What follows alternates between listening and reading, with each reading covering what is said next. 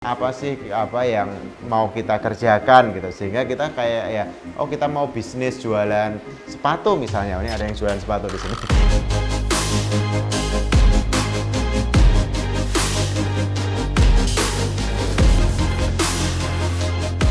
Oke, halo teman-teman semua. Ketemu lagi dengan saya. Bosan belum kalian lihat muka saya? Atau mungkin baru pertama kali lihat juga? Thank you. Di dua video sebelumnya kita menjelaskan konsep 90-10 secara umum. Kenapa umum? Karena memang saya nggak mau masuk terlalu detail ke situ. Lebih kayak langsung aja to the point. Gimana cara jadi yang 1%.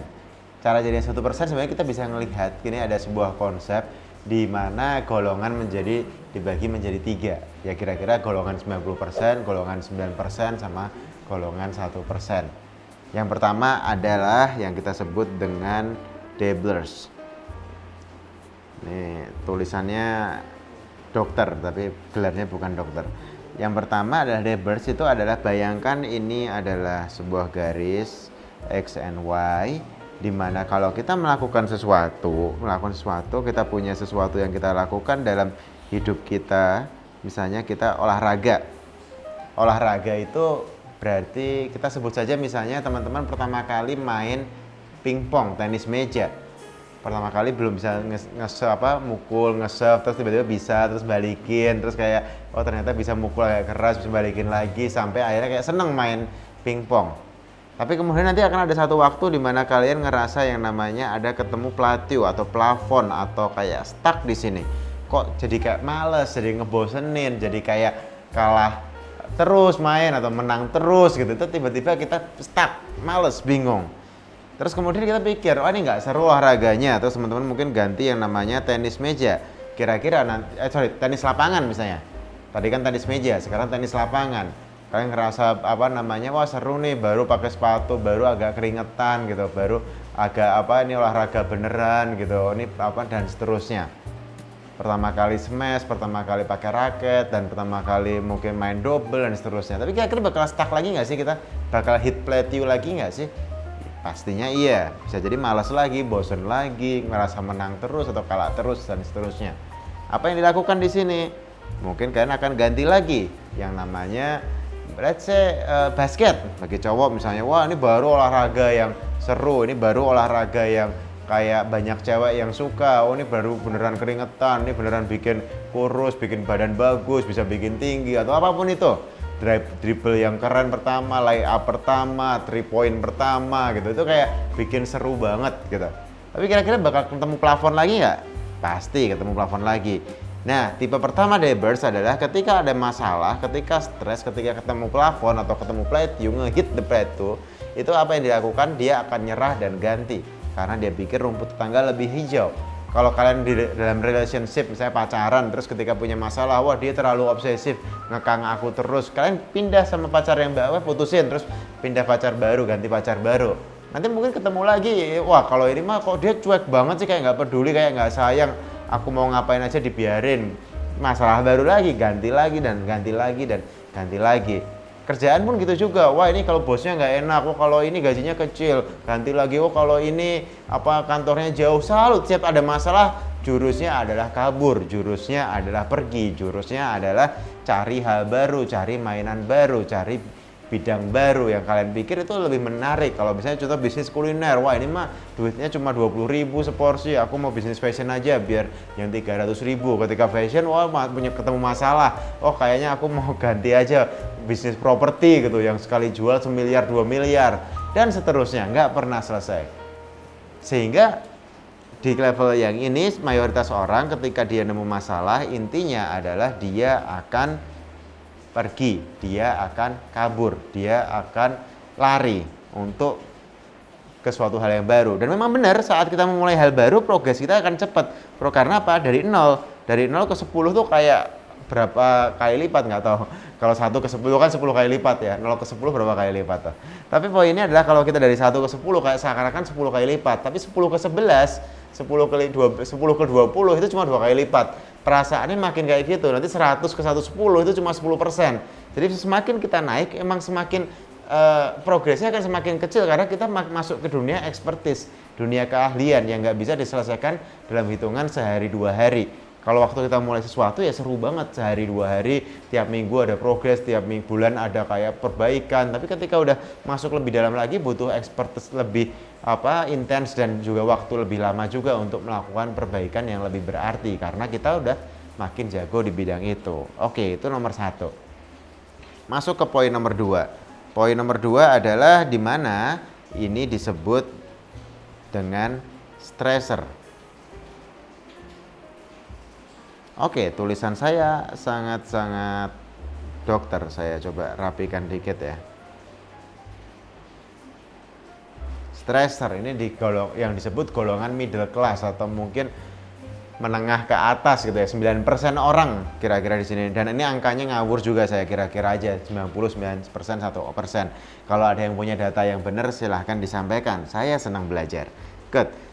Stresser ini ngapain? Kalau dia melakukan sesuatu, yes, dia akan ketemu yang namanya plateau. Misalnya mulai bisnis.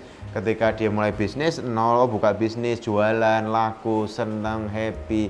Terus dia ketemu masalah. Misalnya let's say karyawannya mulai 10 orang. Ada yang datang, ada yang nggak masuk, ada yang telat, ada yang nggak perform, ada yang resign, ada yang buka usaha serupa dan seterusnya. Dia stres banget di sini. Tapi di sini dia kayak berpikir gimana caranya, dan akhirnya breakthrough, berhasil. Oh gini caranya gitu.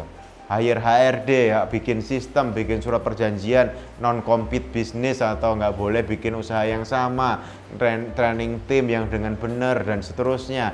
Akhirnya dia bisa menyelesaikan masalah HRD, mau nambah 20-40 orang, is okay. Ternyata ketika misalnya udah 30-40 orang, parkiran mulai penuh, motor, mobil mulai rame depan kantor, ternyata dia lupa bayar pajak datang gedor-gedor minta 5 tahun belakang apa semua dan seterusnya, stres lagi dan seterusnya. Dan stresnya ini tapi stres ini kayak nyari cara gitu, gimana ya caranya biar beres, gimana biar selesai, gimana cara bayarnya, gimana dan seterusnya, akhirnya berhasil. Kira-kira ketemu plateau lagi nggak? Ketemu, tapi dia akan nyari cara dan berhasil lagi. Bagus nggak ini? Ini jauh-jauh lebih bagus dibanding yang pertama. Karena dia kayak gimana, how. Sehingga ketemu caranya beres. Problemnya apa? Di sini adalah problemnya naiknya mungkin 1-2 bulan atau 3-4 bulan gitu. Tapi nanti stresnya bisa kayak 6 bulan setahun. Kemudian naiknya 1-2 bulan lagi, stresnya bisa 6 bulan gitu. Sehingga hidupnya penuh dengan masalah yang datang lagi, urgent, mendesak, penting, harus diberesin. Sehingga hidupnya bakal lebih capek karena senangnya bentar, masalahnya lama. Sehingga masuklah kita ke poin nomor 3, yaitu ketika kita menjadi yang disebut mastery. Mastery adalah kira-kira kalau dibikin grafik adalah seperti ini. Ada nggak plateau? Ada. Sempat turun nggak? Sempat mikir nggak? Mikir. Sempat bingung nggak? Bingung. Tapi dia bisa bounce back dengan cepat, naik ke atas lagi. Turunnya pun nggak pernah turun yang benar-benar sampai benar-benar bawah. Dia cuma naik ke sini, turunnya dikit, naik lagi, turun dikit, naik lagi, turun dikit. Mungkin adanya ekspansi, ini kalibrasi, konsolidasi, ekspansi lagi, kalibrasi, konsolidasi lagi, naik lagi dan seterusnya. Kenapa grafiknya bisa di sini? Judulnya adalah mastery, atau ini kalau kurang gede aku tulis. Mastery itu kalau disederhanakan adalah the power to anticipate what is coming next. Adalah kemampuan kita untuk mengantisipasi apa yang akan terjadi berikutnya.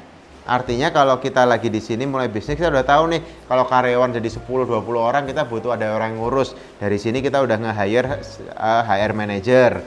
Kita udah tahu nih kalau kita bisnis makin banyak, ini udah bukan UMKM lagi, harus bayar PPN, harus bayar PKP, harus bikin CV, PT atau badan usaha perseorangan dan seterusnya. Di sini kita misalnya ke konsultan pajak gitu. Jadi kita kayak udah tahu di sini gitu. Kita udah tahu nih mungkin kalau kita marketingnya kencang butuh produksi yang lebih rapi. Kita bisa kayak mulai planning apakah mau konsinyasi, apa mau subkon, apa mau partnership, atau mau bikin line production sendiri dan seterusnya, atau mau ngambil dari pabrik atau rebranding atau white label. Tapi dari sini kita udah tahu sebelum ini jadi masalah, sehingga kita bisa mengantisipasi apa yang bakal jadi masalah kita berikutnya. Nah, gimana caranya? Caranya ada di poin yang berikutnya, yaitu kalau di level 1 fokus kita hanya what, apa sih yang mau kita lakukan gitu.